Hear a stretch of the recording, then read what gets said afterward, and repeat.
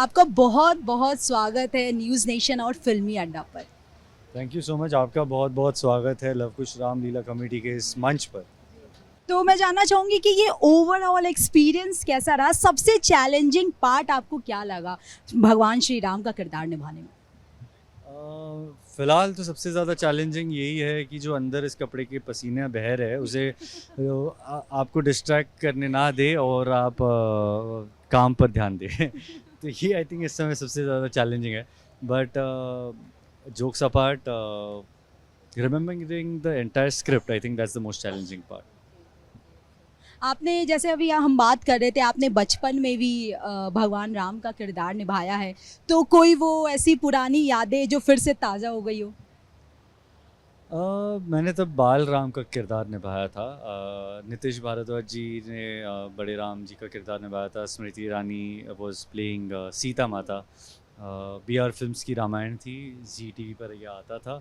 तो तब हमने अलग अलग चीज़ें तब की थी और बड़ी इंटरेस्टिंग चीज़ें थी।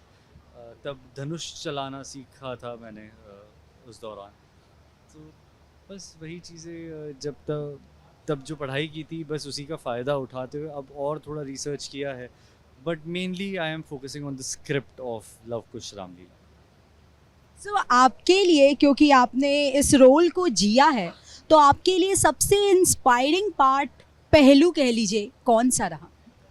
जी, सबसे इंस्पायरिंग या मोस्ट इम्पॉर्टेंट आज के सिचुएशन के हिसाब से जो मुझे लगता है वो ये है कि आप सही के लिए लड़े, सही के लिए खड़े रहे और गलत के खिलाफ आवाज़ उठाए। तो ये जो राम जी का जो नेचर था कि भले ही अपने हो पर कोई गलत हो तो गलत के खिलाफ भी खड़े रहेंगे। तो ये हमें आई थिंक आज सीखना ज़रूरी है। Very nice. अच्छा, क्योंकि आप किरदार निभा ही रहे हैं तो थोड़ा सा क्विज वाला सवाल हो जाए रामायण को लेकर। Can I have the sheet? Okay, so मेरा पहला सवाल है कि राम का जन्म कौन से नगरी में हुआ था? Oh no! अयोध्या तो नहीं था वो? बिल्कुल सही सर, अयोध्या ही था। सो राम के पिताजी का नाम क्या? ये तो सबसे डिफिकल्ट सवाल है यार। ये दशरथ मत तो मुझे कभी नहीं आएगा ये ये जवाब। मत कह देना आप कि मैं अपने पिताजी का नाम नहीं ले सकता। नहीं, वही मैंने कहा ना, दशरथ ये जवाब मुझे कभी नहीं आ पाएगा राम जी के पिताजी का नाम। आप सही हो। जटायु ने किस राक्षस से युद्ध किया था? किस राक्षस से? आपका कहना है कि रावण राक्षस थे? मैंने ऐसा कुछ नहीं कहा। आपने कहा किस राक्षस से युद्ध किया था, आप कह रहे हो कि रावण राक्षस थे। मैंने तो बस सवाल किया है। ओके। ओके ओके, अच्छा, रावण के कितने भाई थे? तीन, मतलब तीनों तीन भाई थे टोटल, दो भाई और थे, उनके कुंती नाम याद? और विभीषण। Very good. सो जाते जाते, अच्छा उससे पहले एक और सवाल श्री राम जी से हम कर लेते हैं कि ये जो अब कलयुग चल रहा है, आई गेस घोर कलयुग चल रहा है, इतने करप्शन हो रहे हैं आए दिन, कुछ ना कुछ, चाहे वो लड़कियों को लेकर, चाहे स्ट्रीट डॉग्स को लेकर, कुछ ना कुछ हमें कुछ नेगेटिव ही सुनने को मिल रहा है। चाहे तो अगर आज की तारीख में राम जी होते तो एक चेंज वो क्या लाते? पूरी दुनिया को चेंज करने की ज़रूरत है। अगर आप एक कहो तो पूरी दुनिया चेंज करनी पड़ेगी, सबकी सोच बदलनी पड़ेगी।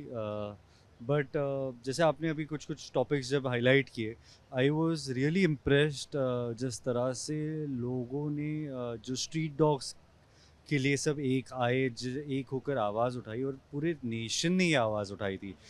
सो आई वाज रियली इम्प्रेस्ड कि आज आप कह रहे हो घोर कलयुग है, कि इस घोर कलयुग में भी लोगों की आवाज़ एक साथ जब उठाई जाती है तो बदलाव लाया जा सकता है। तो आई थिंक हमें एक होना ज़रूरी है।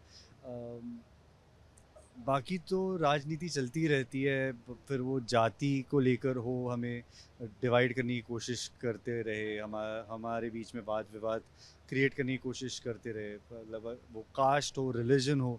तो हमें इन सब चीज़ों से आगे उठना चाहिए और इंसानियत के लिए सोचना चाहिए।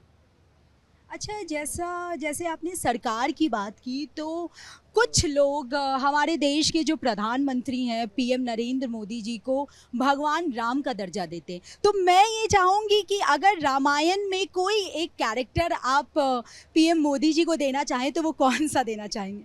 आई थिंक फिलहाल तो मैं दशरथ जी का कैरेक्टर करते हुए, एंड व्हाई?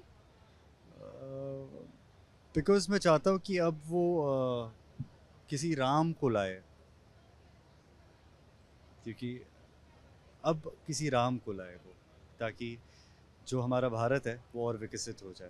तो जाते जाते अपने दर्शकों को एक प्यारा सा इस मैसेज। सवाल का जवाब देकर मैं किसी मुश्किल में नहीं फंसने वाला। बिल्कुल नहीं, बिल्कुल नहीं। अच्छा ठीक है, मुश्किल में आप फंस जाओगे अगर मैंने पूछा आप रावण का किरदार किससे दोगे?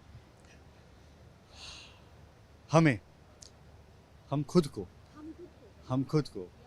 बिकॉज हम सब के अंदर कहीं ना कहीं एक अंश है। मतलब हमेशा मुझे ऐसे लगता है कि हमारी माइथोलॉजी में मतलब इट्स ऑलवेज, अगर आप देखो तो हमेशा डिबेट की जाती है कि रामायण सच में हुई थी या नहीं हुई थी, महाभारत सच में हुई थी या नहीं हुई थी, राम सेतु सच में है कि नहीं है, ये डिबेट्स होते हैं। But keeping all that apart, अगर आप देखो तो ये हमारे इनर कॉन्शियस, हमारा जो मन होता है, राम और रावण दोनों हम में बसते हैं। बस किसकी जीत होनी चाहिए ये आप पर निर्भर करता है। बहुत खूबसूरत। तो आई गेस आपने हमारे दर्शकों को ऑलरेडी मैसेज दे दिया है। जाते जाते एक बार फिर से हो जाए, जय श्री राम। जय Shri Ram. Thank you so much.